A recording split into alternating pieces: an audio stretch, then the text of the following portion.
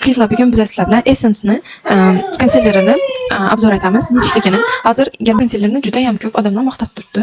То, что juda ham плотный, стойкий, bahosi juda ham arzon deb bu hamyonbop bilasizlar. Bu Essence firma unaqa qimmat firma emas.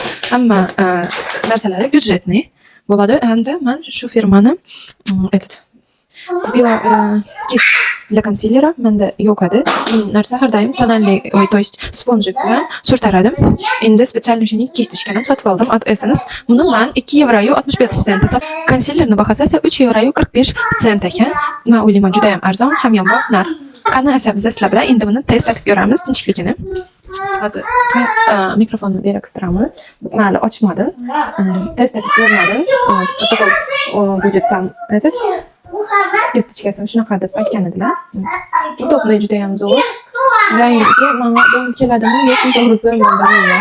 Chunki unaqa yaxshi ko'rib bilmayman ranglarni. Mana bu освещениеsi magazinlarda освещение boshqacha bo'ladi-yu. Keyin bu yoqqa chiqqaningizdan keyin освещение umuman boshqacha bo'ladi. Men shu narsani ko'nikka to'g'ri olishni bilmayman. Chunki вроде bu magazinda menga to'g'ri keladi. Keyin esa uyga olib kelganimdan keyin kosmetikani to'g'ri kelmaydi. Kistочка.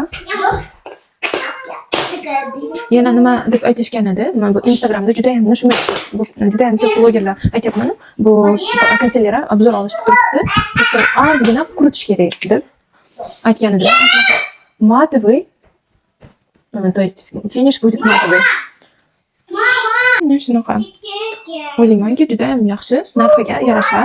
Xullas endi hozir mana qo'zimni tagini qilib ko'ramiz. Qanaqa bo'ladi ekan. Mana kistочкада to'g'risi birinchi marta surtib ko'ryapman. Umuman kistочкада ishlatmasdim. Но хочу сказать, что очень удобно ekan.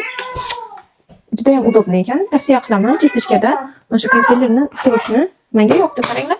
То есть bas men sizlarga tavsiya qilaman. Kistочкада mana shu konsillerni surishni. Menga yoqdi to'g'risi. Ouch. Ko'zimga kirib ketdi. Juda ham zo'r. Menga juda ham yoqdi, to'g'risi.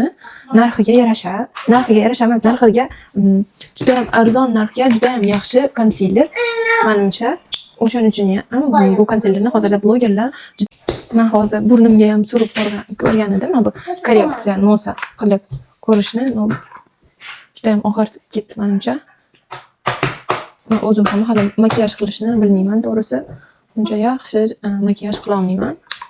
O'rganyapman endi. Это помада? Burnimga menimcha kerak emas-da. No nичего.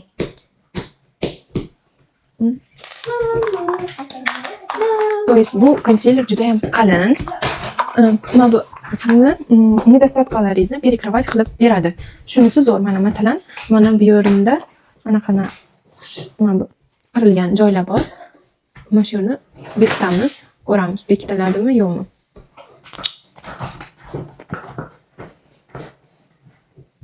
Ну вот, видите?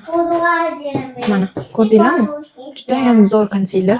Men qimmat narsalarni olib yoki fake anaqa, то есть original emas qanaqadir kosmetikani olgandan ko'ra, men shunaqa original, arzon, hamyonbop narsalarni olib ishlatishlaringizni maslahat qilaman. Chunki men bu fake narsalarni olganingizda siz bilmaysiz uni ichiga nima solinganini, просто yozib qo'yaverishadi. Buni ichiga esa nima solinganini hammasi yozilgan bo'ladi. То есть hech narsa sizni yuzingizga zararli narsalar uning ichiga kirmaydi. Va buni aytmoqchiman, menikini 90, meni nimani?